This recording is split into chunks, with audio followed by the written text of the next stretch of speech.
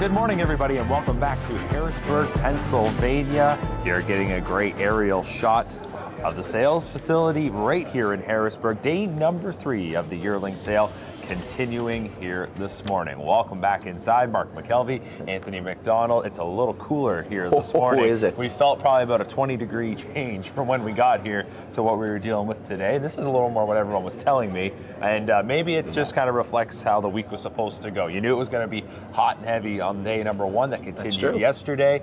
Marathon session yesterday. Today is going to be much of the same. But Anthony, so far, I think it's been a really good week. Yeah, I've been really happy.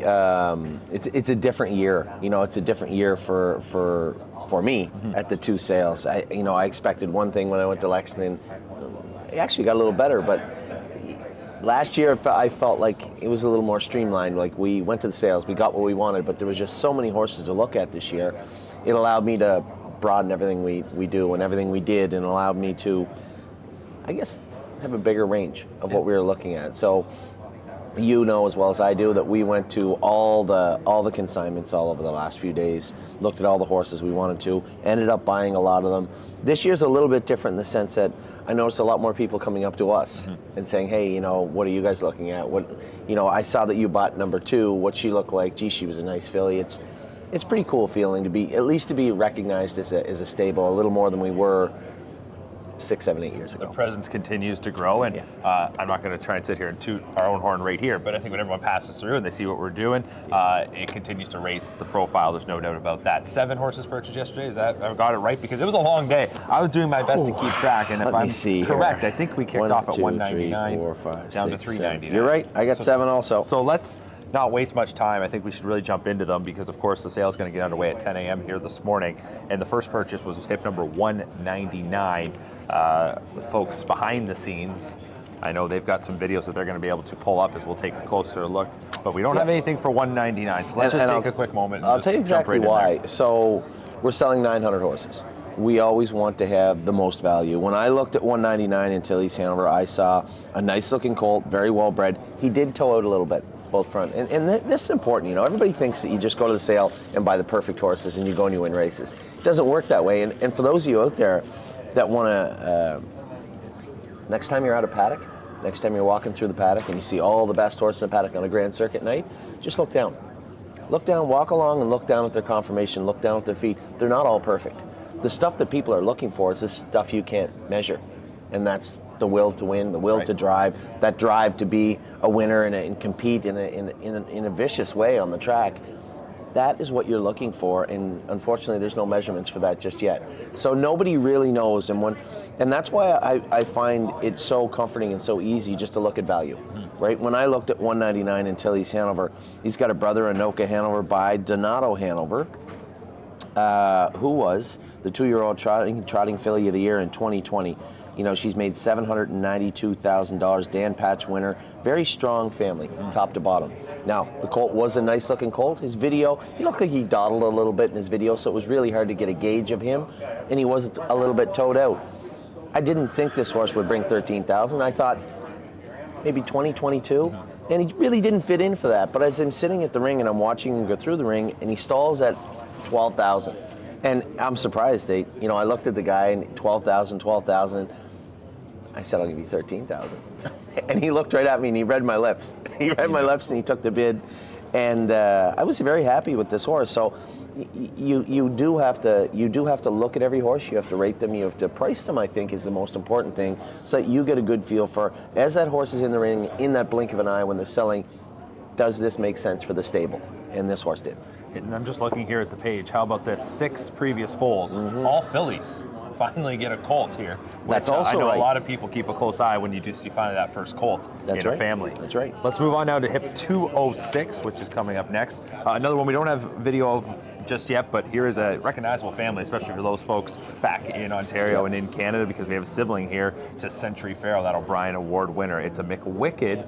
This is the first commercial crop for McWicked, and we've seen some mixed results at times. What do you think here?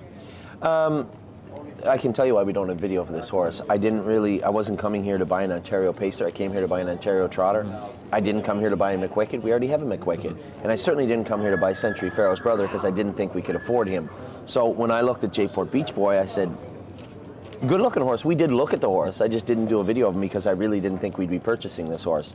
And when he went through the ring, we were ready to bid on him easily, probably up to 45,000. But when I looked at the horse in the ring, he's stalling at like 30. Then he went to 32, and again another horse. I kind of skimped a little. I went right to 33, and we ended up getting him. And you can never tell. Maybe I'm wrong. Maybe the horse will be a condition claimer. I have no idea. But he is a brother to a horse that won in 49, paced in 47, and made 1.3 million. That is already documented. So that doesn't change. That happened. And then in dam number 2, you have OK Braveheart. Again, $615,000 Better's Delight horse in the second dam. So 2 very powerful Ontario horses in this family. I just can't think of a reason why J-Port Beach Boy wouldn't be a good purchase for the stable, again at $33,000. We'll continue on now to hip 266, Southwind Digit. Talked about getting some Pennsylvania trotting fillies. Here's a bar hopping filly from a young mare. She's had just 4 foals to this point, 3 winners. You like to see that, 266. Yeah, I did a video this morning and I didn't end up posting it. A lot of people are asking, gee, she got a lot of Pennsylvania horses, she got a lot of Ohio horses. We don't have a ton of Ontario horses. I'm trying. But when we buy horses based on value, it's very difficult. The Ontario market is hot. Right. That's not a dig on Ontario. It's just very difficult for me to find what I would consider value in Ontario. When I find it very easy, now I shouldn't say that. I bought a McWicked for $33,000. I thought he was a good purchase. But when you look at the other horses we were buying, the green shoes, for whatever reason, there seemed to be a little lull in the green shoes. This is a highly touted and long-awaited crop of green shoe, and I just thought that people, for whatever reason, maybe dropped the ball. And that first crop sire angle may have been a problem. Maybe the fact that he can't race in the major stake races at the Meadowlands because of the Jeff Gorell rule, then that's a possibility. But if people are going to allow us an angle to get into these heavier pedigrees for a small amount of money, then that's exactly what we're going to do. And in regards to bar hopping, I mean, listen, bar hopping has had a great run. He's a nice horse. There hasn't been as many of them. I think his semen was a little bit in question, the stud himself. So you don't have that deep pedigree, that deep mare line. Right. This guy here is this is a sister to Southwind. Frederick, how you doing? We're on camera here. You'd have to give the big Fred a little heads up here. He's backing into everyone. Southwind Distilled is the brother to Southwind Digit. So Southwind Distilled, you may not know, but when I was racing in Pennsylvania, this is a very, very nice horse that showed up at the Meadows and raced against our horses. And then shortly after that was sold to the Per Engblom crew. Ended up doing very, very well. We had a strong year in Pennsylvania with the trotting colts. Yep. So I know Southwind Distilled very, very well. Raced against them with Crantini. Raced against them with Austral Hanover. All of our good horses raced against this horse. So when I saw the filly, the sister, by bar hopping going through the ring, man, I didn't hesitate. I had this horse marked quite a bit higher than $28,000. And when you look at the line of this horse, not just Southwind Distilled, who I know now, but Margaritaville in the second dam, and then Creamy Mimi branches off into one of the strongest lines in racing. Yeah. You see this line right here, all over horse racing, and Southwind Digit, honestly, just an easy pickup. Very, very easy. We do have video for the next horse that was purchased, hip number 295, Gold Bug Hanover, another green shoe. Here is a filly, and this is a sibling to Locatelli, so very familiar with the thestable.ca are we with this family. Actually, Locatelli is a big draw for us in this family, but there was a little bit missed here, and I had noticed it going into the sale beforehand.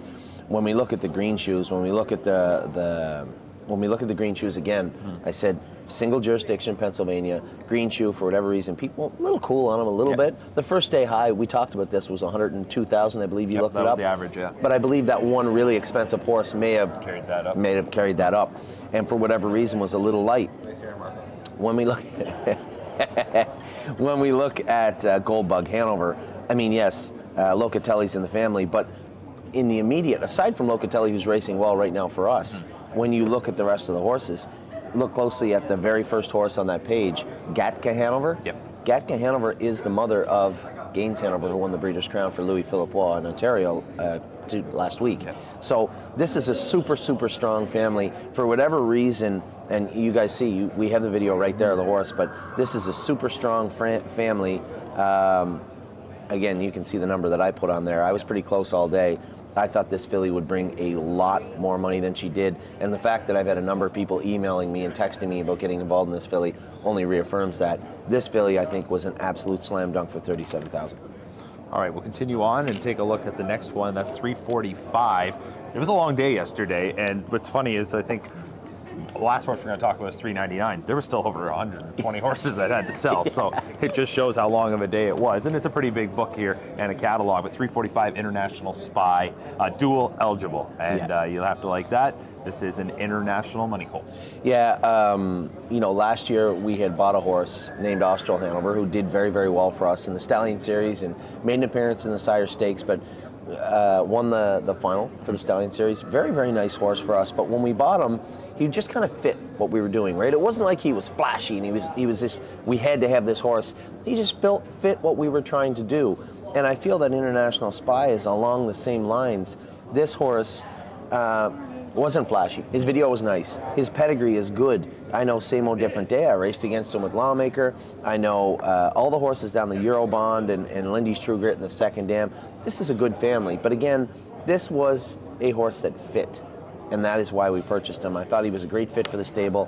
Again, came in under what I thought he was worth, what I priced him at, and we were very, very happy to get him.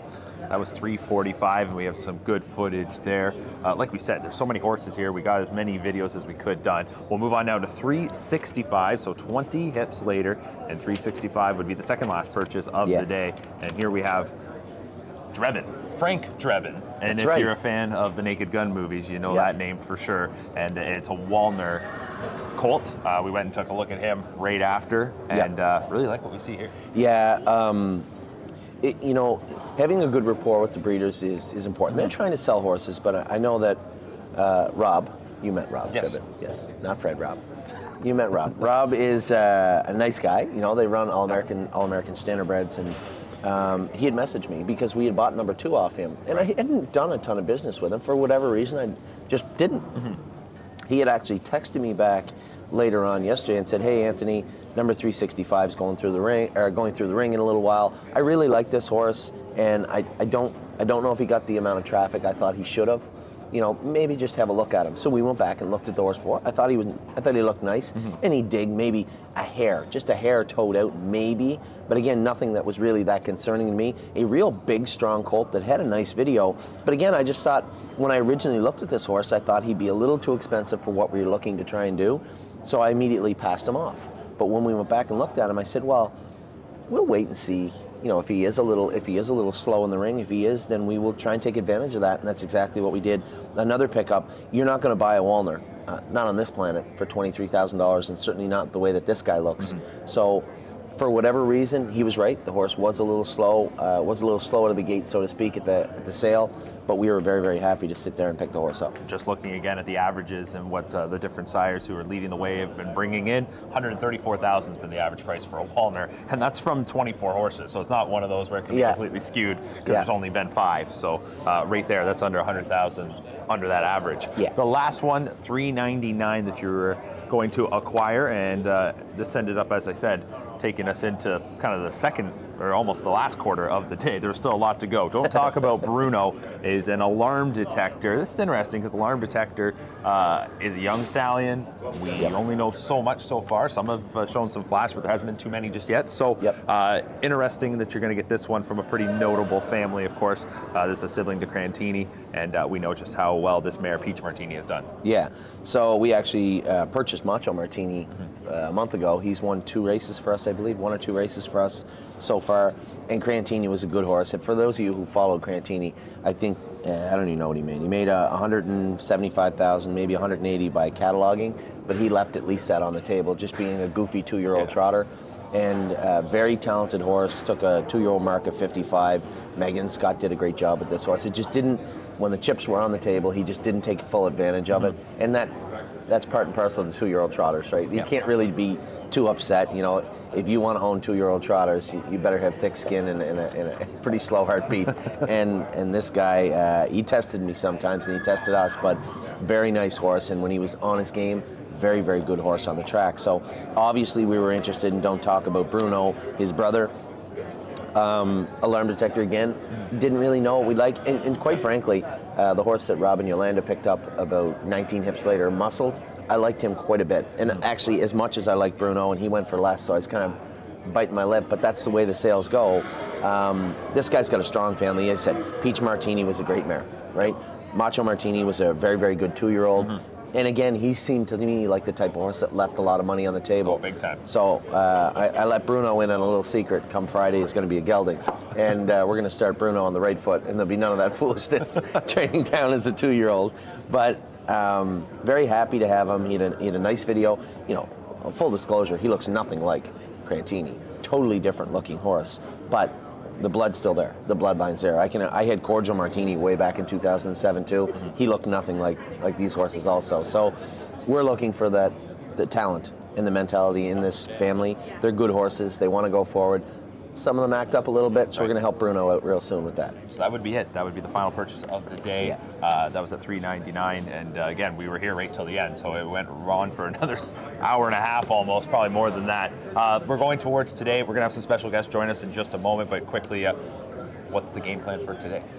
That's a great question. I think Ontario Trotting Colts will be the game plan for today. I'd like to give a shout out too. You know, I always like when our clients come with us to the sale, and I know that Steve was under a lot of stress yesterday. Yes. He was selling a horse yesterday, and he's selling a horse today, and he was really concerned about, you know, what the horse would bring and what it would. I think he ended up bringing $95,000, the Wallner brother to Enzo that we had last year. So good for him and Jeff. It's always nice to see small breeders get paid off, and you know, I hope people are paying attention to what's going on, because it's wonderful to have the sale, it's wonderful to have the Hunterton and Concord and these big consignments, but the little guys that breed 2, 3, 4, 5 horses, it's very important that they succeed too. So not just see a friend of ours, not just see a client of ours, but a small breeder in his own right that comes and looks for brood mares and looks to breed. So for him and Jeff and everybody connected with Johnny Fever, congratulations to them. So today, yes, Ontario Colts are on tap for us. We do have some horses to move around. You know, we bought so many horses and have so many people that follow us and are affiliated with us.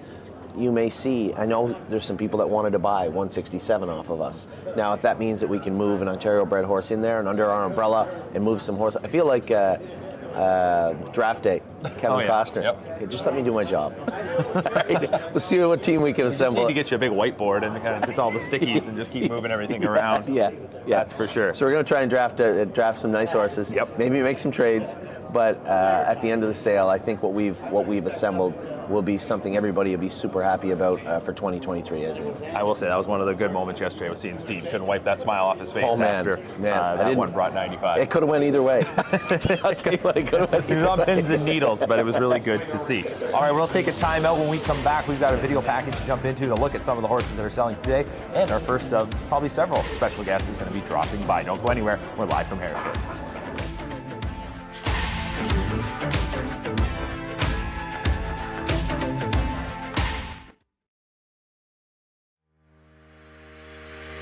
Own and love it a lot. Thestable.ca is an award-winning fractional ownership operation. Buy as little as 1% of a racehorse and experience 100% of the thrill.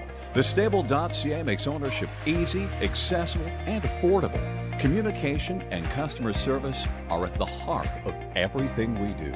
Get started at thestable.ca. As the industry's leading sales agency, Preferred Equine recently introduced its exciting new online sales portal, Preferred Equine Online. Developed by our experienced sales team, the powerful new platform with cutting-edge technology makes buying and selling easy from the comfort of your home or office over any device.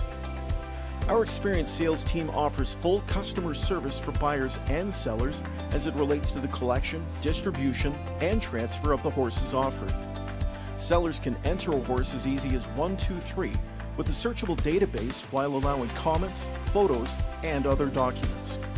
Buyers can view live pedigrees, past performances, and race videos. To create your account or learn more, visit www.preferredequine.com or call 914-773-7777.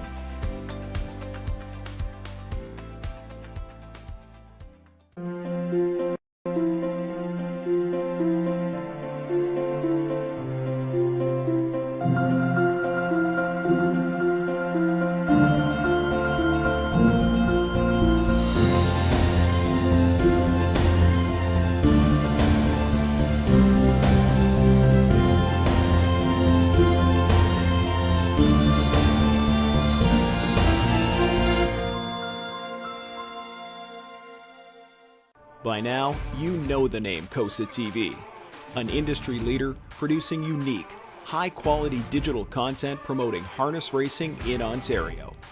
Features, virtual programming, live events, and more. COSA TV has it covered. Follow our social media channels and be sure to subscribe to our YouTube page to view the latest content. And if you're looking to bet your favorite Ontario track, check out hpibet.com.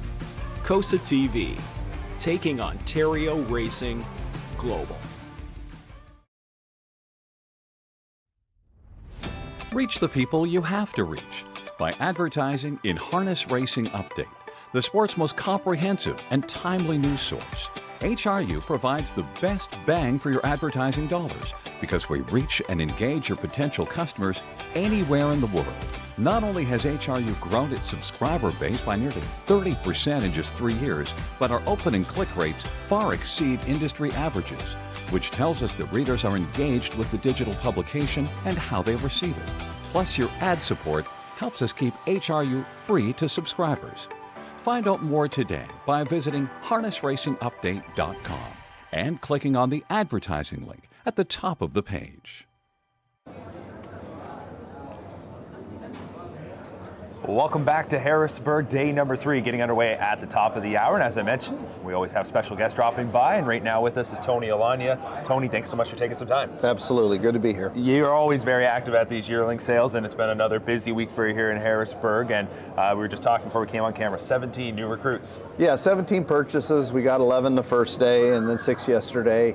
We're looking at a few today, but we're at what we need to get bought between Lexington purchases and here. We're pretty much set. Now, you mentioned about your numbers. You try to keep it within a range. Looking over the last several years, how much has that number fluctuated with how many you guys have had? It's pretty much stayed the same. I think the most we ever had at one time, we had 78 babies, and I think this year we're going to be around 75. Last year was 70.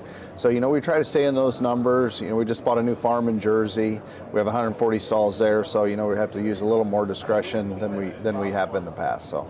Now, looking at these time of the year when it is the yearling sales and you get to Harrisburg, how many times do you get to Harrisburg and you say, well, we've already got so many? Or is there other times you come to Harrisburg and said, hey, here's where we can really fire all our bullets? Yeah, a lot of times we're very active in Lexington just because it's a great environment for a lot of the owners to come. They like to get down there so they can take in the yearling sales and the races at the same time.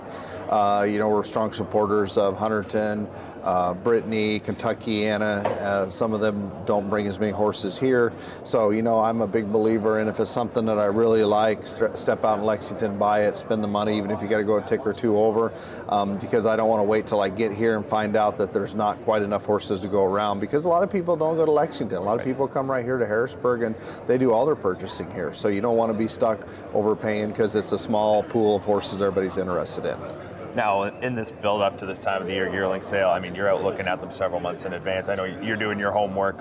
When do you find time to sleep? Because I was going to say, you mix in all this. Like, this on its own could be a full-time job. Yeah, absolutely. With all the horses that you do train. Yep, absolutely. And when we're not racing or actively out doing things, I'm home. I'm home and I'm sleeping. I'm a big believer in that. You got to take care of yourself first. So, but I'd also tell people that I said, when you love what you do, those old adages stick around for a reason. When you love what you do, it's not work. So, I enjoy it. I love going to the farms and trying to figure out who's going to be the next superstar. And, sometimes, you take a lot of shots and you end up with one, but, that one pays for a lot of bad ones. Obviously, you've been able to get to a real high level in this sport and had so much success, but you got to work for it. Do you remember coming to yearling sales, and whether that was here or wherever it might have been when you were younger, and you could probably come and you're just hoping to come away with one. Oh, And absolutely. it's got to be just such a whirlwind just to continue to see that rise. Yeah, absolutely. I actually looked at a yearling at Winback today, one out of Bunkhouse Babe. And I can remember Bunkhouse Babe sold at the Flamborough sale up there with Winback, and Winback bought her back for $17,000, I believe was the number, and I had 15 to spend. And I couldn't get her bought, and I went over there and I tried to buy her afterwards because I saw they had bought her back, but we weren't able to get a deal. But to see her yearling here, that's probably her 7th or 8th full, and that's all I could do. I had 15,000 to spend, and that was it. So things have definitely changed. I'm so blessed to have the great clientele that I do, but I don't take that responsibility lightly. I do my homework and make sure that I'm thinking we can buy the best possible horse for them. You talk about having good clients, be good people that will support you. A lot of them are here at this sale, and as well in Lexington when we were there. You've got to kind of manage all of your different groups. Does it get a little stressful at times on these days, like when you get right into the heat of the action? Somebody was asking me that last year, and I said, amazingly enough, we've never had a major conflict. Like I've never had, and it's amazing with the amount of people that I do train for that I've never had two people that have come up to me and said, well, I'm going after that horse. I don't care if they're going after it. We've always found a way to either bring them together or they find another option. So, I've been very lucky that way, that the people that I do train for are very accommodating and helpful, because, they know I want nothing but the best for all of them. And I also want them to buy horses they believe in. So, we're always able to find a way to make it work out. Looking at the 2022 racing season, we were talking about kind of what your routine was over the last several months, and again, with the enhancement to the Kentucky Sire Stakes program, 3 days a week there, plus still very, very prominent in our Grand Circuit races back at Mohawk. This season, it was kind of a bit of a routine for you were saying, and I imagine you kind of like that. Yeah, it was tough, it was long, it was hard, but it was good to have a little bit of a routine. With the Sunday, Monday, Tuesday race schedule in Lexington, I was able to get back to Jersey either on Tuesday night or Tuesday afternoon privately with the drivers, and then I'd spend a couple days at home in Jersey, and then we'd fly up to Canada on the weekends, and then from Canada we'd go back to Lexington. So there was a lot of us that did it. I mean, Yannick Gingras and Dexter, Todd McCarthy, Andy McCarthy, a bunch of us were doing that on the same schedule, and it was tough, but it was rewarding at the same time. It's nice to be all those places. The beauty of Ontario is my mom's up there, so if I can't make it one weekend, it's not the end of the world. She's got everything under control. But you talk about the fact that you kind of got to be in all these different places at once. When you're mapping out these schedules, how well in advance is that? I know you guys obviously take your time in the winter when you do your staking, but did everything kind of play out the way you were expecting this year? Yeah, pretty much. It kind of writes itself nowadays with the Kentucky Sire Stakes being so enhanced, and the fact that they go for so much money there now, that we use a pretty simple philosophy. If the horse is dual eligible, if he's eligible to Kentucky, then we maybe only pick the horse eligible to the Metro or the She's a Great Lady for the respective gait and sex, but we don't have to necessarily do the Eternal Damnation, all those stakes. Anything that doesn't have Kentucky, then we stake them all the way through in Canada. We do the Eternal, we do the Nascawaia, we do all the smaller stakes leading up to the Metro and She's a Great Lady, and like I say, it kind of writes itself. But even our Kentucky breds, we always make them eligible to the She's a Great Lady and the Metro, because we want those horses to have an opportunity to shine in Canada as well. We've always been a big supporter of Ontario, and we love the program. We love being up there to support it. You talk about all those big races. You've been fortunate enough to win many of them. Do you set goals when you go into each season, or at this point in your career right now, what is kind of driving you? What is your motivation? We've been very blessed to win a lot of the major stakes. I think the Jughead's probably the only major stake that we haven't won yet, so that's definitely on our bucket list. But, for me right now, I was telling somebody the other day, like, this is the biggest year we've ever had. We're at 8.5 million. We were 7.9 million was our biggest year ever. But what makes this year interesting is we don't have a division leader, yet we've made 8.5 million. And sometimes that's nice, because it just, to me, it means that the money's spread around amongst the clients and the horses in the barn. So even though we don't have a horse that's made $2 million, we've got a lot of horses that have had great years. And sometimes that's okay too. Absolutely. I mean, hey, if you want to spread that wealth and you're having lots of success throughout the barn, right. Like you said, it is a really good year. Well, thank you for taking some time to join us here today. I know you're really busy. And again, great success in 2022. Wishing you nothing but the best going forward. I appreciate it. Great to be here. All right, we'll take another timeout and be right back live from Harrisburg.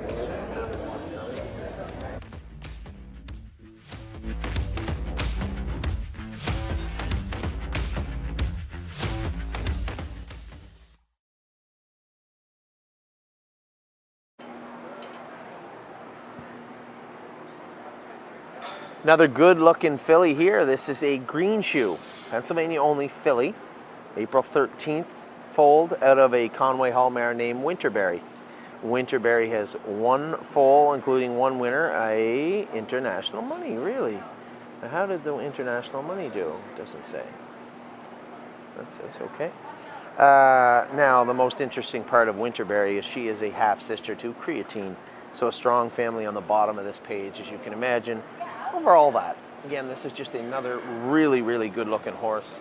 The green shoes sold very strong in Kentucky. You're not going to get any help. You're not going to get any help here from being reduced as a single jurisdiction, because this is Pennsylvania. This is Hanover. None of them are dual eligibility. They're all mostly singles. So Pennsylvania, green shoe filly, born April 13th, 2021, out of a sister to Creatine, and she is a good-looking filly. The more I talk about her, the more unlikely it is we can buy her, but I don't understand why she's stuffed back at 513 also. This is a really, really good-looking filly. Very well put together. OCD's right ankle, right front ankle, left hind ankle, but you would never know it by looking at her. Everything went very well in that regard. So, horse we are interested in. I could talk. I just don't think this is one may drift out of our price range. Whoops, Hanover. Selling on day number 2 in Harrisburg. Good looking filly by Green Shoe. Okay, what we're going to try and do, Fred, is not walk through Curtis filming.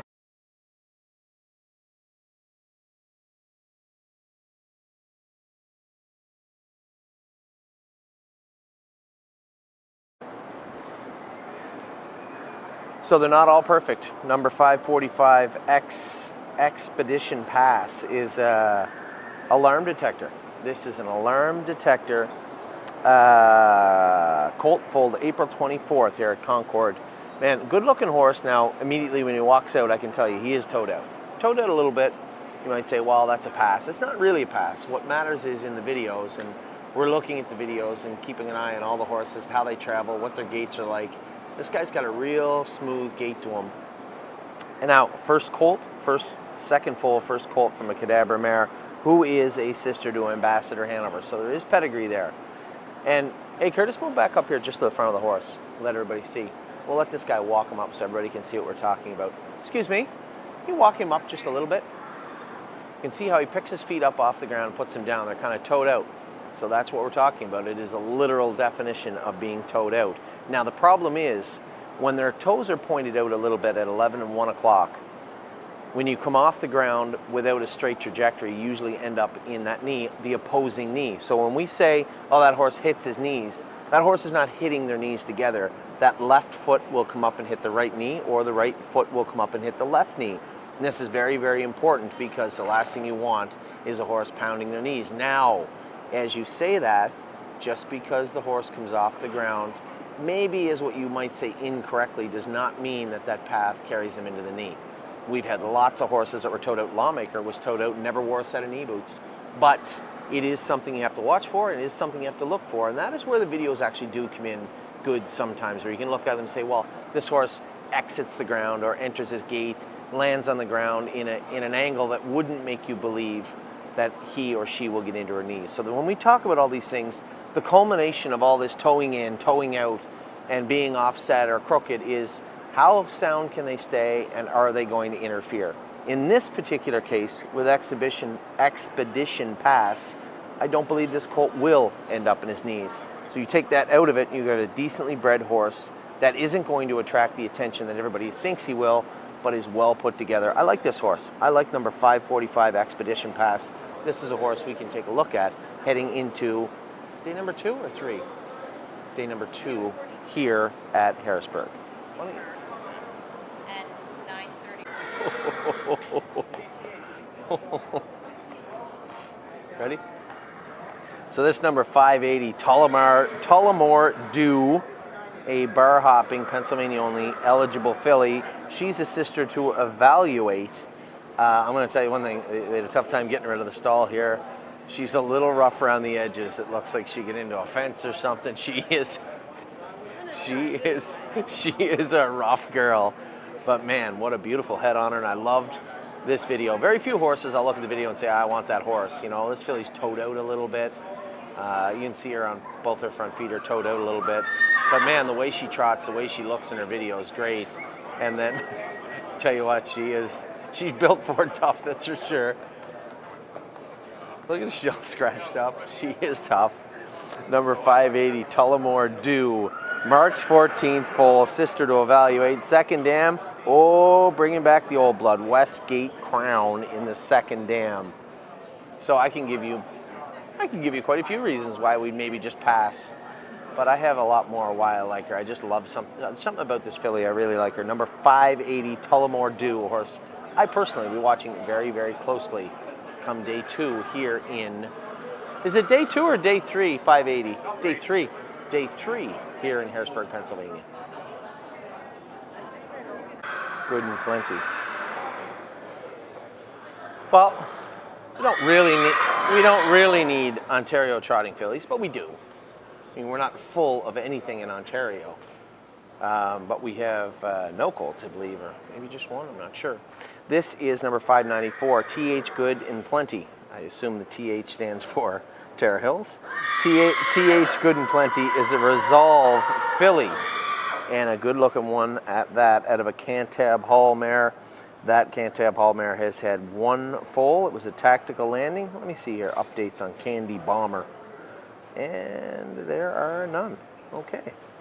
So Candy Bomber trotted in 57, took a qualifying mark of 2-3. She is a tactical landing. This is a Resolve filly. Very well put together, very correct. Everything about her looks nice. The only thing left undecided is the price. So TH Good and Plenty is a filly that I'll be watching. I think there's lots to look at here and lots to offer, but it will all be under the umbrella of value for us. So what is number 594 TH Good and Plenty going to go for? What's she going to fetch? I have no idea, but we're going to find out here on day number, must be 2.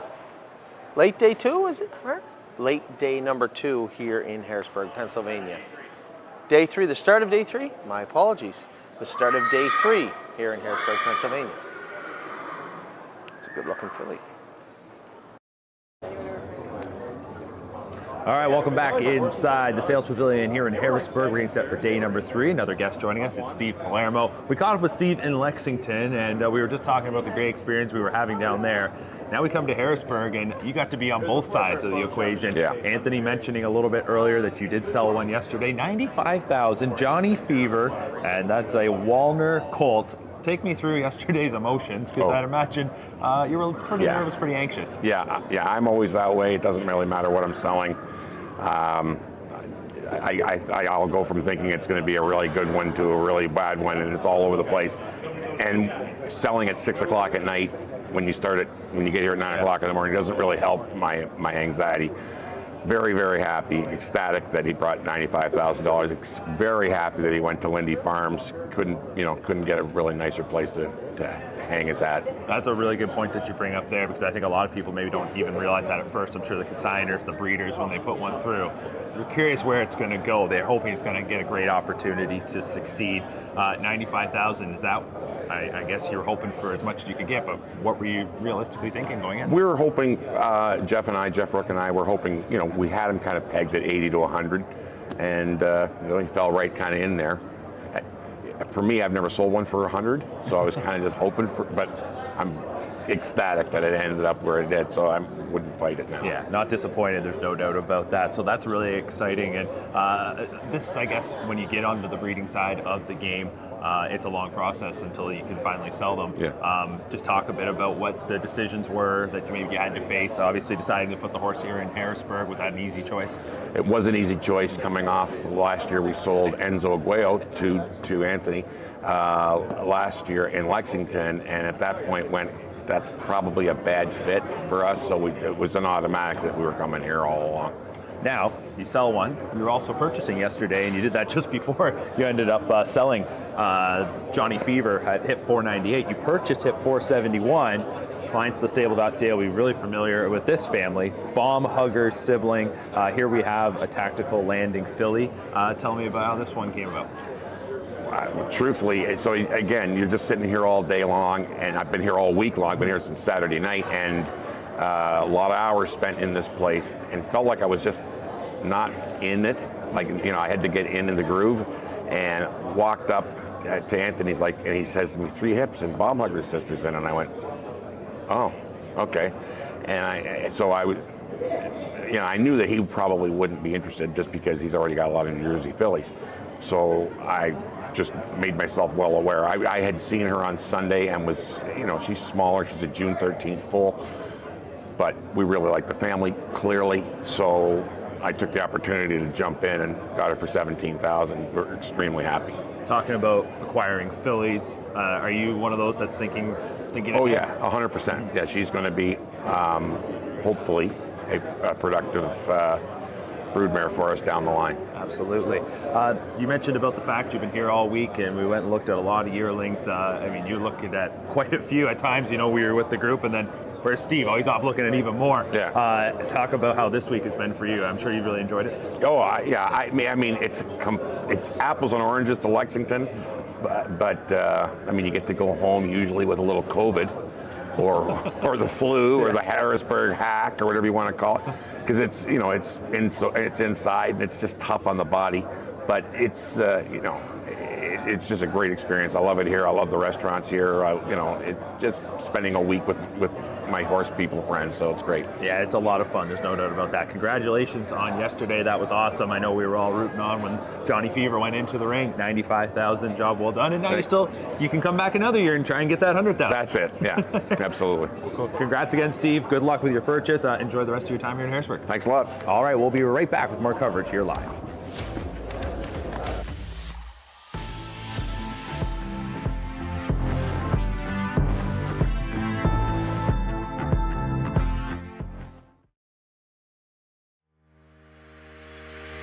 Own a little and love it a lot. Thestable.ca is an award-winning fractional ownership operation. Buy as little as 1% of a racehorse and experience 100% of the thrill.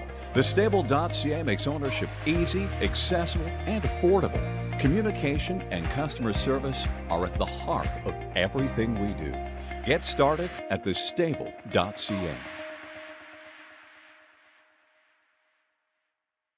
By now, you know the name COSA TV, an industry leader producing unique, high-quality digital content promoting harness racing in Ontario. Features, virtual programming, live events, and more. COSA TV has it covered. Follow our social media channels and be sure to subscribe to our YouTube page to view the latest content. And if you're looking to bet your favorite Ontario track, check out hpibet.com. COSA TV, taking Ontario racing global. All right, we're not wasting any time bringing in our next guest here in Harrisburg, and the gentleman to my right, this is a home game for him.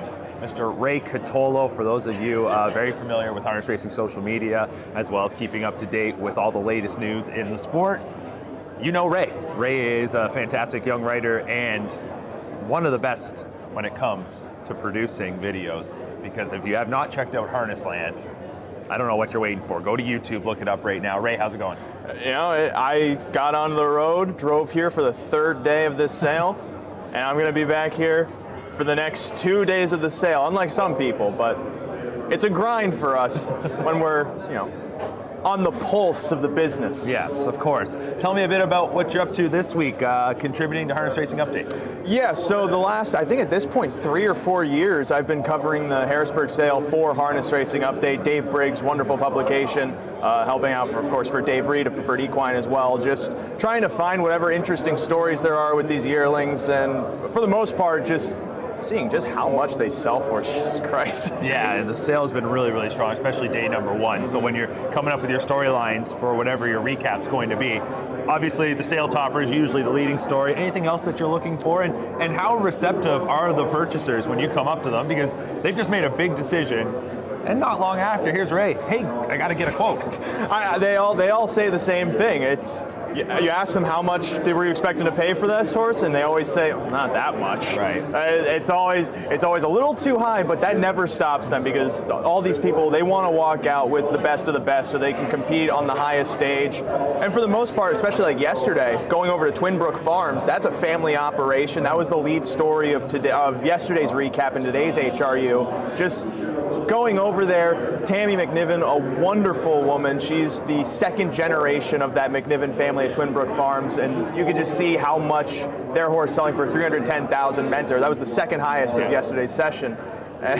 She started crying in front of me, and but it was a nice, touching moment. Those are the stories I want to find too, because not only is this a business, but there's a lot of heart and soul that's put into these horses every day. There certainly is. Now, you always put your own unique spin on the sport, and you know what? It's time you got to break that status quo at times. Talk a little bit about your love for the game and what kind of fuels that. I know obviously you got introduced by your father, but when you look at harness racing, what kind of makes the sport so intriguing to you?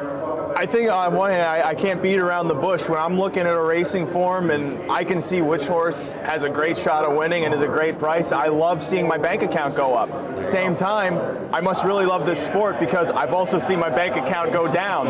It's an ebb and flow, but it always brings you back. There's something about the competition, about, you know, it is ingrained in me because I have a relationship with this sport through my family. A lot of people in this industry are brought into it through their family. There is an emotional entanglement that we shouldn't neglect. Right. And that's what keeps us coming to this sport day in and day out. But beyond that, you know, I make Harness Land. I have an interest in trying to produce new kinds of content, and when you have those two loves, you find a way to bring them together at some point. You certainly do, and I think you've done a wonderful job. You've helped me out in the past as well, writing press releases for Woodbine Entertainment. You contributed, when you think about it, I always see your name pop up, the Red Mile, Meadowlands, Woodbine. I guess you've kind of been able to get your hand in a lot of different pots. Yeah, and yet still no full-time gig, but not to neglect, you know, those are all prestigious institutions. It's not many people can write for the Meadowlands or Mohawk, or the Meadowlands and Mohawk, or the Meadowlands, Mohawk, and the Red Mile. And on top of that, also, you know, be on the grounds here in Harrisburg, being the trusted hand for one Dave Briggs, who we all look up to in this sport. Dave, very well one of the best. Hall of Famer, one of the best in the industry. You're right about that. For yourself, though, you also dabbled in race calling. How much of that do you really enjoy doing? Is that something you'd like to pursue? Race calling it's an interesting art, and you try not to say it like that too much because it seems a little posh when you put it like that. When you start talking about the poetry of words and the language of sound and whatever, but it's an interesting type of performance. You know, I've done stand-up, I've done sketch, I act in my own short films and feature films, but race calling is a different type of endeavor that every time you do it, you find little ways to do it a bit differently. And on top of all of that, when you have people come up to you and they talk about, you know, the tone and stuff, they are also listening to the little intricacies that you're trying to refine, and that's almost as fun of a game to play as when you're looking at the form trying to figure out, why is this horse 5-2? Should this horse be 7-2? It's all a game at the end of the day. It certainly is, and I think you bring up the fact that you've dabbled in a lot of different things in the industry. I don't think it'll be very long before you continue to see a lot more of Ray Catolo. Last question for you here. For the folks that maybe one day are going to make the venture to Harrisburg, and we got a lot of clients watching here today that have never been to Harrisburg. This was my first trip here. You don't live too far away. If you had to recommend a spot, maybe for dinner or something to check out, I got to say, was not familiar with the area at all. Not that I'm even more familiar now, but if you had to recommend a spot, what would you say? Well, aside from, you know, the greatest race course in the country, Penn National, being only about 20 minutes from here, you know, the downtown of Harrisburg over the last 10, 15 years has really built itself up culinarily. There's not one specific restaurant that you can recommend. There are certain ones, anything that kind of looks like if a crypto bro got into pasta, you don't really want to go to those places because it's all overpriced. But you find the steakhouses and those more kind of higher end restaurants have really, you know, improved in quality. to the point where it's like, it's almost like you're going to a Philadelphia, you're going to a Pittsburgh. So it's just look around and don't neglect some of the local spots too. I told you about Tres Hermanos, Yes. one of my favorite Mexican restaurants around here, which I know you haven't gone to yet. Not yet. But when you leave here today, you can certainly hit it because it is about 5 minutes up the road from here. So even if you're in the sale and you're like, I gotta get out for 20 minutes, get some fresh air, you can get the best enchiladas in the city. All right. Well, that is noted. You did tell me yesterday it is still on the list. Ray, where can we find some of your work? Where should we be keeping our eyes open? Well, aside from me trying to jump into the sight of every person watching here, I'll force my way into your eyes at some point. On Twitter at Ray Catolo, you'll see my stuff. I'm on USTA sometimes with press releases and such. YouTube, Ray Catolo, and Horse Racing Nation's YouTube. That is where the forefront of harness racing media is currently residing in Harness Land, the new series that hopefully will get a second season. Episode 5 dropped, what was that, just before the Breeders' Crown? Mm-hmm. Episode 6, to be determined. We will keep our eyes open for that. Ray, thanks so much. Always great catching up with you. Got to come to your turf. Normally I'm seeing you at another track where you're visiting back home in Ontario. This is the land of Ray. It's nice to not have to invade somewhere for once, that's for sure. Ray, enjoy the rest of your week. Keep doing that great work. We'll read your stuff. Certainly we'll have a recap tomorrow in Harness Racing Update. Ray Catolo. By the way, we call it the crud here. Steve's coffee we were talking about, everyone always walks away with the crud. Okay, there That's you what go. we used to He's call the it. Harrisburg hack. You call it the crud. The crud. I know I'll be feeling it when I get home. Ray Catolo, let's take another time out. We'll be back live from Harrisburg.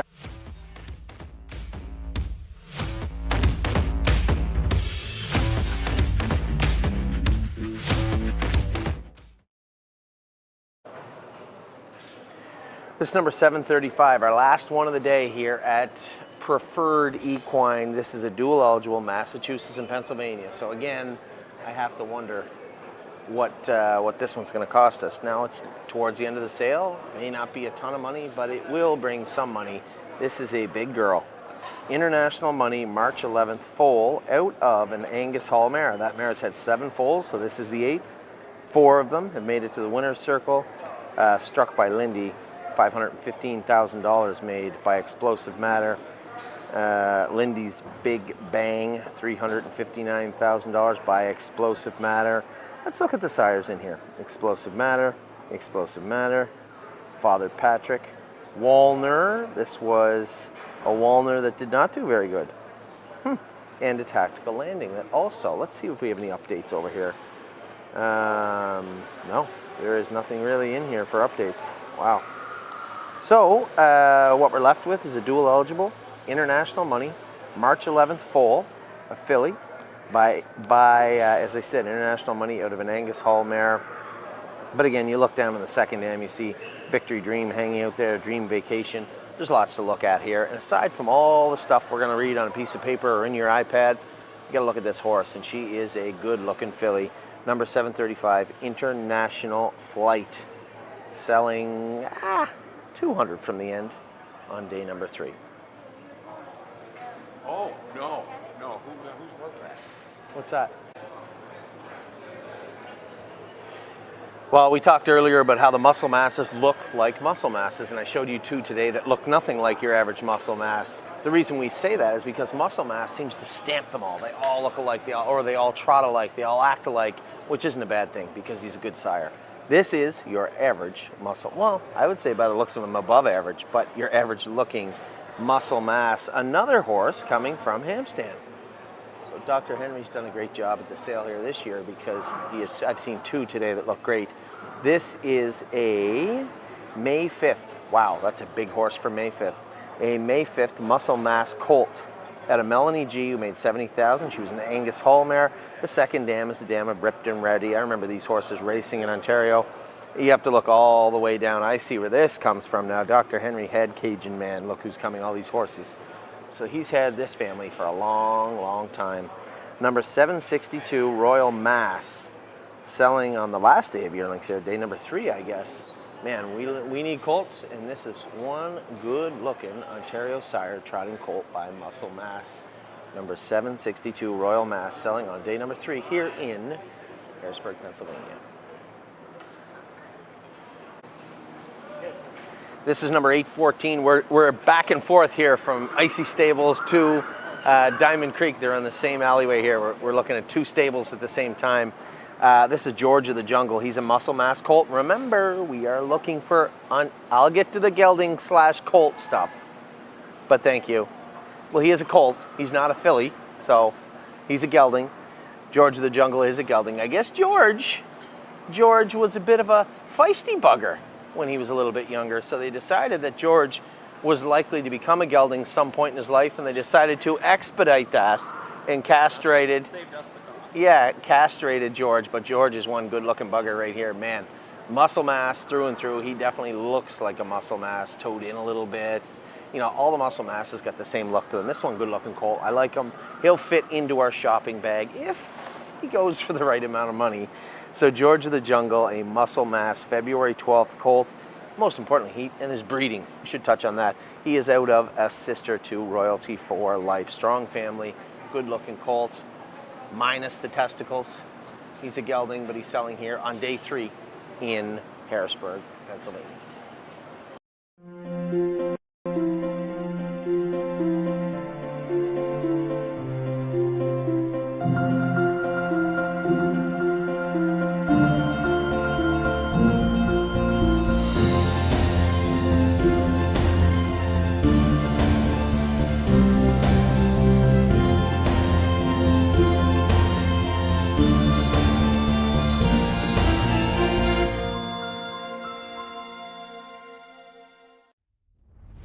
Reach the people you have to reach by advertising in Harness Racing Update, the sport's most comprehensive and timely news source.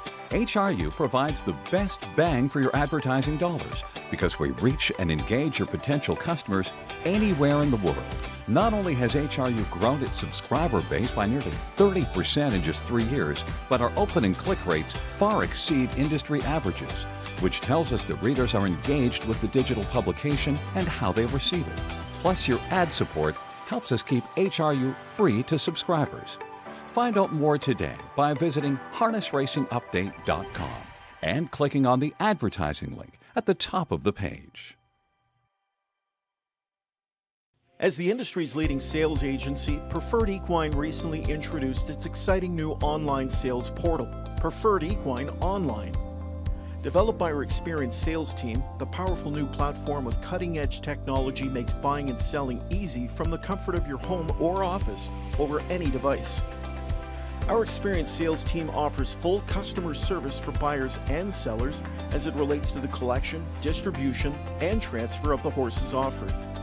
Sellers can enter a horse as easy as 1, 2, 3 with a searchable database while allowing comments, photos, and other documents.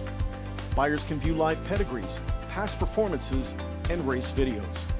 To create your account or learn more, visit www.preferredequine.com or call 914-773-7777.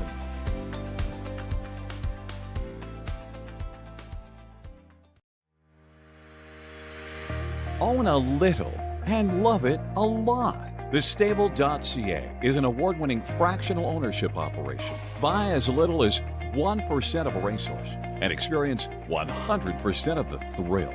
Thestable.ca makes ownership easy, accessible, and affordable. Communication and customer service are at the heart of everything we do.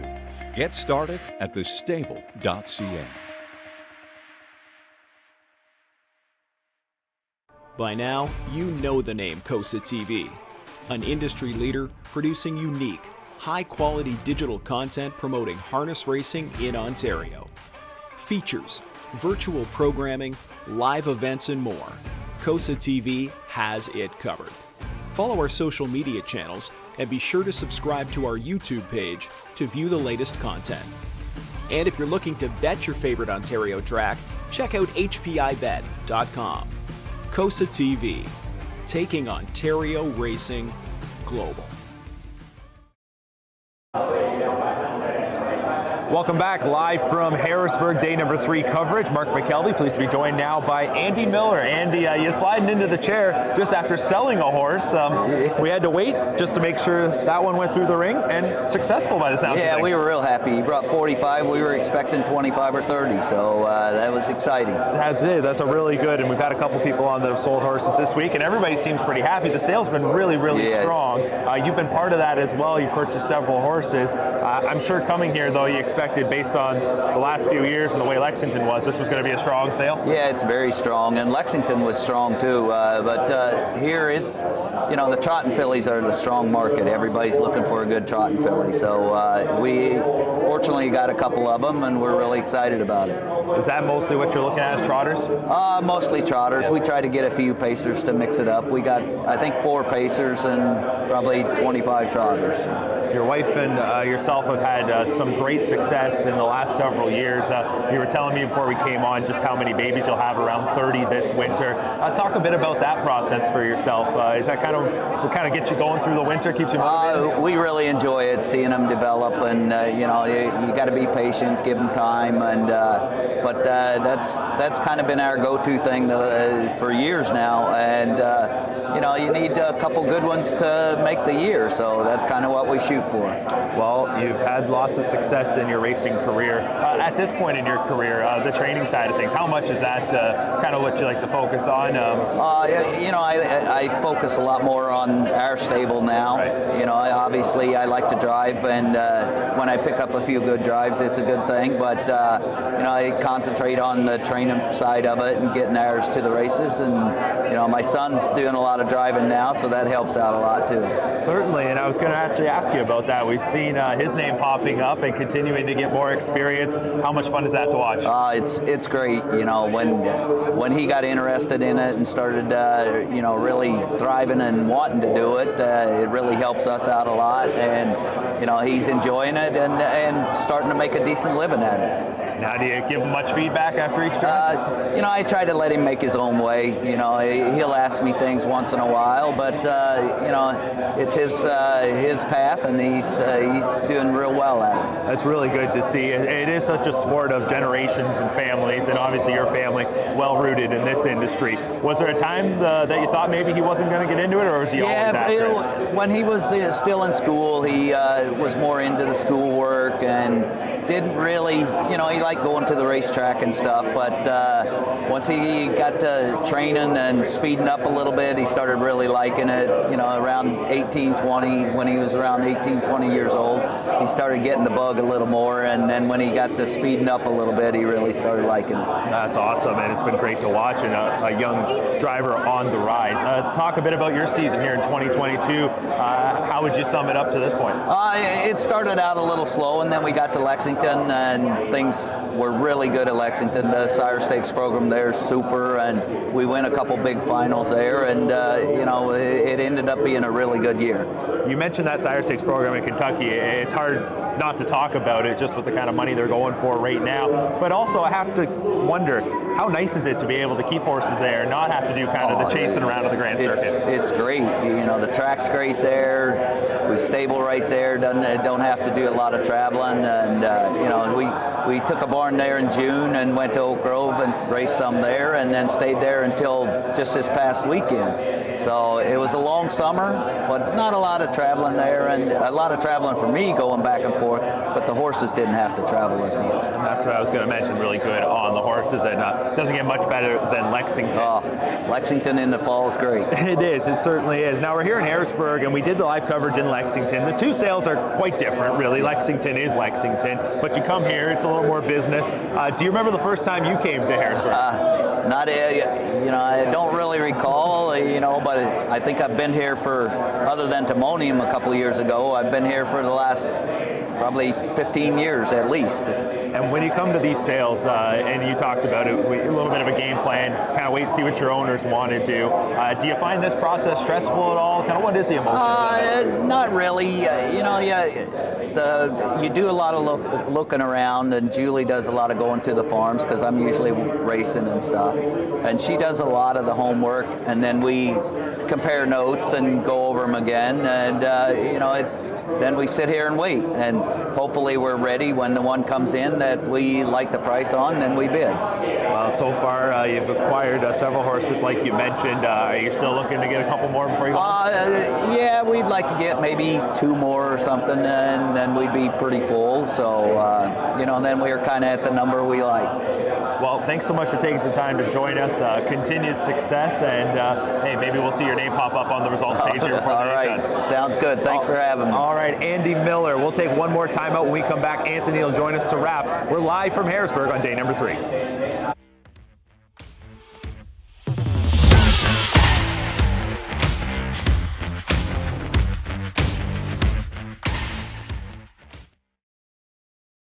By now, you know the name COSA TV, an industry leader producing unique, high-quality digital content promoting harness racing in Ontario.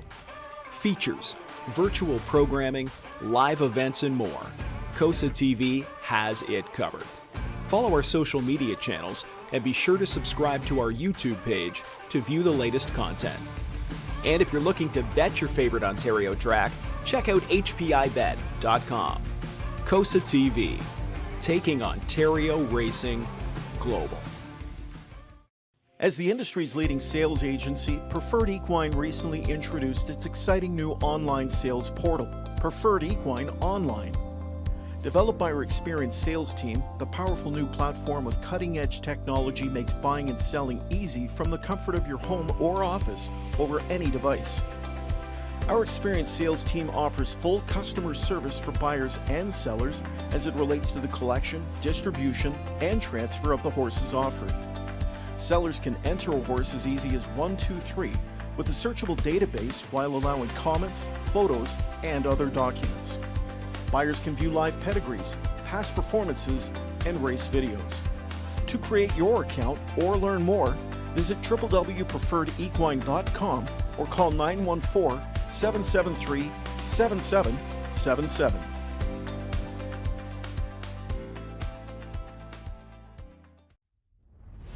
Reach the people you have to reach by advertising in Harness Racing Update, the sport's most comprehensive and timely news source. HRU provides the best bang for your advertising dollars because we reach and engage your potential customers anywhere in the world. Not only has HRU grown its subscriber base by nearly 30% in just 3 years, but our open and click rates far exceed industry averages, which tells us that readers are engaged with the digital publication and how they receive it. Plus, your ad support helps us keep HRU free to subscribers. Find out more today by visiting harnessracingupdate.com and clicking on the advertising link at the top of the page.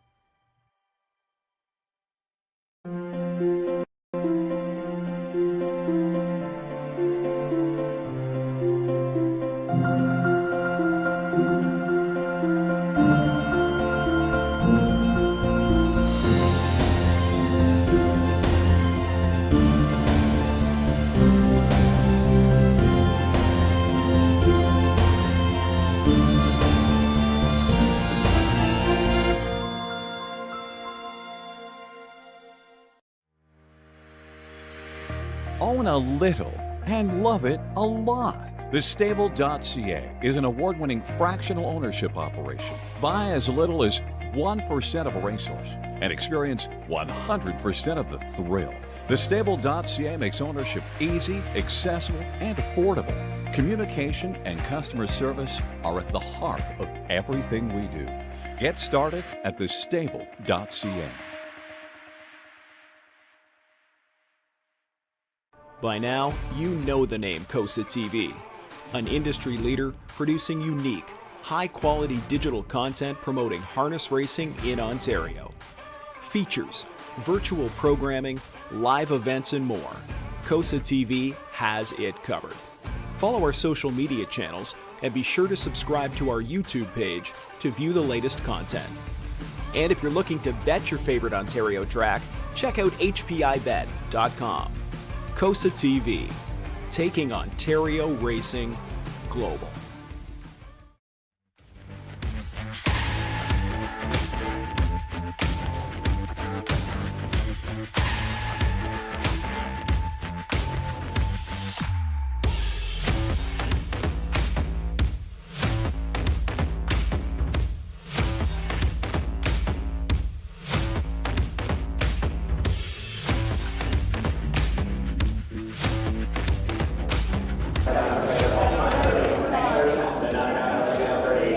Welcome back to Harrisburg, a beautiful aerial shot of the facility here, right in the heart of Harrisburg. Day number 3 of the sale continuing, and I'm joined now by David Heffering at Terra Hills, and this is how this sale goes. We're right in the moment. You just watched one sell. How's the week been for you so far? And I'm sure you were probably pretty happy right there. Yeah, well, that one that just went through, that Muscle Master, belonged to my manager, Matt, and very happy for him. We owned the mare back a while ago, and I got out of the partnership, and he continued on, and I think he'll be happy with that. So, but for us this week, we've had a real banner week this week. We sold Better's Delight the other day for the highest price that we've ever sold a horse for $165,000, and and it went to a good home. Dr. Ian Moore bought it, and we're going to have some good partners on it, and it's good for us. Certainly. Did you come here with high expectations? I mean, the early sales have been so strong in the last few years. Yeah, well, I think most people know me as that I'm a half glass kind of guy, so I'm very conservative on my numbers and things like that. I always have I just have a gross number that I put down, and it doesn't matter how we get to it as long as we can kind of get to that number, is the way I look at it anyway.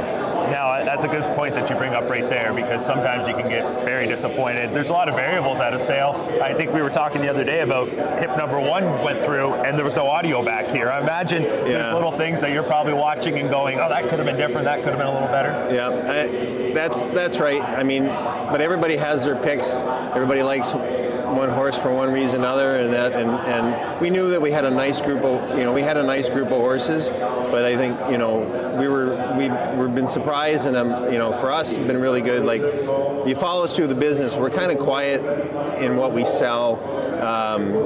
We have a good track record, out of most all the horses that we sold last year. Pretty much all the horses made it to the races, with the exception, I think, of 2 yearlings. And so I don't know whether or not people really follow us as far as how well our horses do. So this year, I'm happy to see, horses have all gone to some pretty big name trainers, and it's been good for us. Results speak for themselves, and a lot of the times people, if they just do their homework, will realize, hey, they're having a really good year. You mentioned about who purchases these horses. Obviously, that makes a bit of an impact in the moment. You want to see them go to reputable folks. You want to see them go to successful trainers. But how quickly are you to check to see who bought the horse? Well, if I'm right there in the moment and there, when see who's signing it, and usually I'll try to go over and shake their hand and say thank you and things like that, because I am truly grateful for people taking and recognizing what's going on in the pedigrees that we've had and the program that we've got going at our farm. So, yeah, and I've got I've got a couple good partners on horses and things like that, and they believe in what we're doing. So, and this year I've been taking a bit of ribbon, because we named all our horses. We started with TH, and my crew, we follow different things, and this year happens to be Letterkenny. If you follow anything in Canada, that's what they're all named after, and my crew at the farm likes Letterkenny, and I think, and so that's how they get named. And so a lot of people have been ribbing me about the TH, but maybe it's paid off this year. It might. It's part of that marketing. I know people are going to go change it and whatever else, a lot of the names, but anyway, it's all right. Hey, you do have those superstitious folks. They may not touch it. That's a possibility. Right. Mentioning about your entire crew and the operation there at Terra Hills, when you leave a sale like this, what's next on your guys' agenda of your calendar? Because I know every year there's different parts of the season, whether that's foaling, that'll be coming up in a bit, but what's next for the crew when you get back? Well, we have a pretty small crew. We have Matt and Marissa, looks after the stallions, but also looks after, helps out with everything else around the farm, and we got this girl Shannon, and now her boyfriend's giving us a hand. They'll go back, and they'll start into weaning and things like that. And my office crew, Jen and Christine, start working on bookings for this next year. Unfortunately, it looks like we won't have anything new for stallions, because I know that's probably coming up. You're going to ask that question, but we have a really good people are always wanting to know what's the next thing, but we're very lucky to have a great stallion roster and a lot of nice horses and things like that. So I'm happy where we're at. Well, that's what I was going to ask about your stallion roster there, and you've had a few of them obviously be well represented here, but looking ahead to next year, Green Manalishi, that's got to be exciting. Yeah, we're definitely looking forward to that, and I hope we can make the owners happy and things like that. He's had 2 really good books, and so we'll wait and see. And that's going to obviously give you a lot of anticipation for the yearling sales next year. So I'd imagine you'll have some pretty high energy going into next season. I'm hoping so, yeah. Now, last thing I want to touch upon, though, is just getting down here and being able to sell in an environment like this. How important is it for you just to get out and kind of meet the prospective buyers and talk to the different people in the industry? I'm pretty quiet. Like I'm down, and I even say I probably have to reintroduce myself to some people sometimes, because I'm kind of behind the scenes, and as people know, like if you come to the farm, chances are, if you're there in the summertime, I'm either on a lawnmower or on a tractor doing hay. We farm about 500 acres and sell a lot of hay and things like that, so that's what we do. So trying to, so they know a little bit of us, but it's fun to come down here and get a chance to chat and meet with everybody for sure, especially this year when you're selling some good horses. And I gotta say, the business, a lot of people see us when things don't maybe go quite as well, and lots of congratulations and things like that text to me from people, so it's good. Got to be rewarding. Yeah, that hard work pay off. For sure. Yeah. Well, thanks so much for taking some time to join us. Hopefully it's been a great week, like you said, and continued success going forward. Looking forward to next season, of course. All right, great. Well, thank you very much. All right, thank David you. Heffering, Tara Hills. We'll be right back live from Harrisburg. Reach the people you have to reach by advertising in Harness Racing Update, the sport's most comprehensive and timely news source. HRU provides the best bang for your advertising dollars because we reach and engage your potential customers anywhere in the world.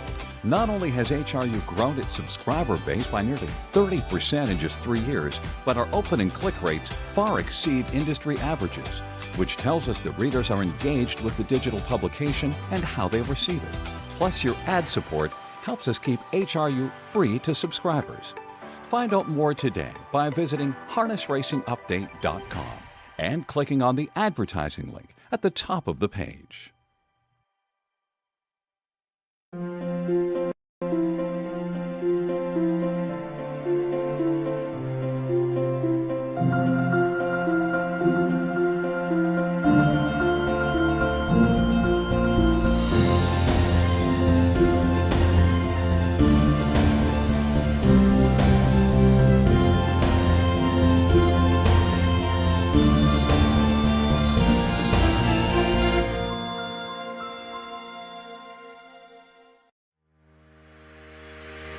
Own a little and love it a lot. Thestable.ca is an award-winning fractional ownership operation. Buy as little as 1% of a racehorse and experience 100% of the thrill. Thestable.ca makes ownership easy, accessible, and affordable. Communication and customer service are at the heart of everything we do. Get started at thestable.ca. As the industry's leading sales agency, Preferred Equine recently introduced its exciting new online sales portal, Preferred Equine Online. Developed by our experienced sales team, the powerful new platform with cutting-edge technology makes buying and selling easy from the comfort of your home or office over any device. Our experienced sales team offers full customer service for buyers and sellers as it relates to the collection, distribution, and transfer of the horses offered. Sellers can enter a horse as easy as 1, 2, 3 with a searchable database while allowing comments, photos, and other documents. Buyers can view live pedigrees, past performances, and race videos. To create your account or learn more, visit www.preferredequine.com or call 914-773-7777.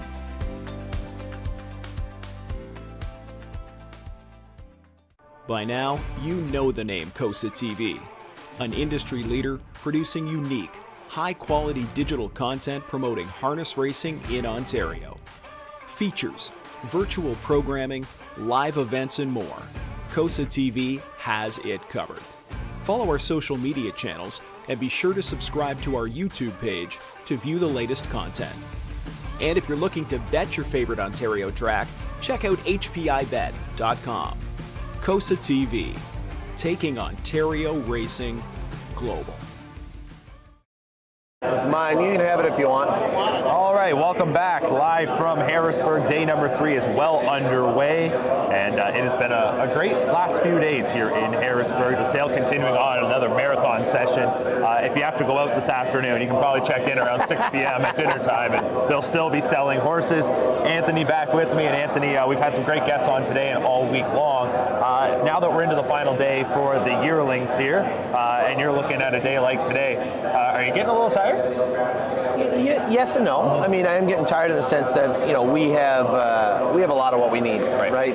It's more specific today, Ontario trotting colts, and maybe something that really I believe is really falling through the cracks. And we're going to keep an eye on a number of horses today, but it is different. It is a different feel from the start of the sale. I'll tell you, it's a different feel. It's freezing cold here. It's like a fridge here today.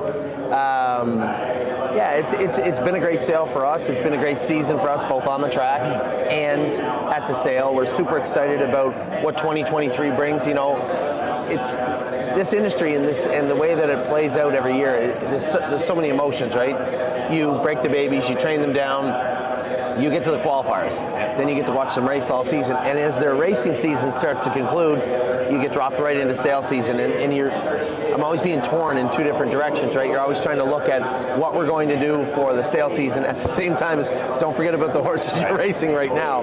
So there's a lot going on, and then, you guys are leaving, but we still have the mixed sale on Friday. So there are some horses that our clients are having us look at for the mixed sale. We've sold a number of horses over the last 3 weeks. Something we've changed this year is moving some of the horses that are sophomores or 4-year-olds and moving them along and building stronger from the bottom up. You always get drawn into that, Jesus, it's a really nice horse, I'd like to keep it over as a 4-year-old, and then you race it as a 4-year-old, and the opportunities aren't the same. They certainly aren't as plenty as they are as a 3-year-old. So it's a totally different thing, racing racehorses, racing young horses, and we have kept some over. We will keep some over, but we've moved a lot of them on too. So this will be a transitional part of our year. Will be this week. The final pieces of our foundation will be put in place for 2023, and we will be acquiring some racehorses for our clients throughout the fall into the winter. So for us, this is the second year we've done it this way. It worked out very, very well last year.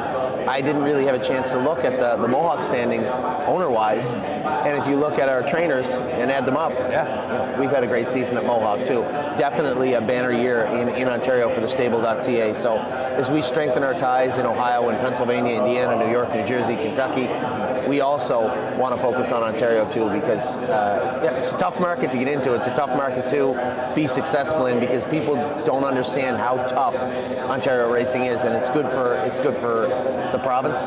It's good for the jurisdiction, and as you can see, the way the prices are for the Ontario breds. David Hefferding just sold you just had him on. Yep. He just sold a really, really nice filly for I think $65,000. So good for Tara Hills and Twin Bee and everybody that's participated. It's been a great sale, a great season for us, and we're just super excited to get moving towards 2023. Definitely. I mean, I got to sound a little biased, but having had Twin Brook and then have Tara Hills both come on and both be beaming, I'm really happy with how the week has gone. Probably speaks volumes to what is happening in Ontario right now. Yeah. Next up for a lot of these horses, obviously now the process begins, and you guys don't waste any time. For yourself over the next little bit, kind of what's going to be the game plan for you? Horses are going to be split up, obviously, between Ohio and Ontario. Yep. Can you kind of give us a little bit of a picture of what the next month or so will look like? Well, we sent 6 horses home from this sale already to Ontario. I'll break those Saturday at First Line Training Center. The Ohio breds, Jason Merriman, Jason McGinnis, Lauren Harmon, our key crew in Ohio will be working on those horses there. I'll go over to Ohio next week. Usually I go over there on Tuesday nights, stay there Wednesday, go with the babies all day Wednesday, race at night, and then come back to Ontario. That will be my schedule for the next month or so, and we'll see how that plays out. But all those guys in Ohio, the responsibility that we've laid upon them and the work that they put in has been amazing. Then you look at our guys in Ontario, Obviously, we get Harry. Jason still has a few horses there. Mario, Dominic, who's here today, has done a great job.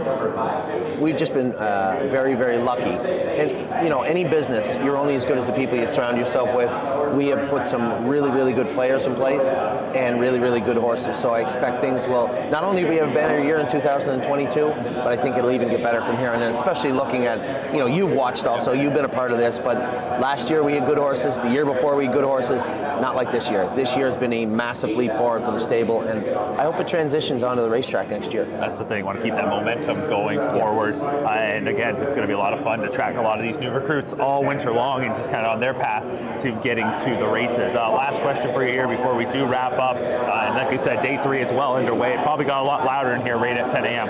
But looking at everything from your point of view right now, I know we asked you earlier in the week, just how proud are you right now? Because here this week, you mentioned it earlier today, and I think it's a really good point, the fact that people are coming up to you asking about your purchases and saying, how'd you get that horse? Or how's it look? And I think that's something that I think really speaks volume to the presence that yourself and Amy have been able to create here.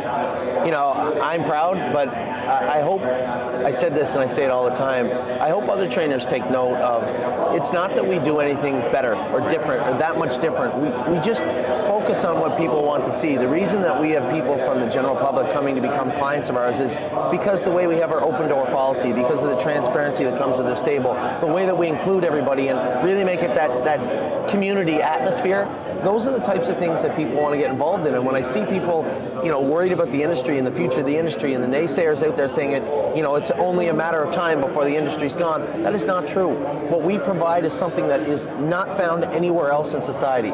Right, the entertainment value and the experience that people can have for very little amount of money in horse racing is unmatchable anywhere on planet Earth. We have a product that no one knows we have, for the most part, and everybody would love to be a part of. And I think that's the takeaway. Yeah, I'm proud of what we did. I'm proud of what we did for a lot of reasons. But I do hope that other people join in and understand that fractional ownership and allowing people to get involved for very affordable amounts of money is one, great for the industry, and 2, great for them. Yeah. Because allowing people to stay affordable, allowing them not to be overstretched with bills and purchase prices of these horses, not doing that allows them to focus on what we all fell in love with, which is the horses, right?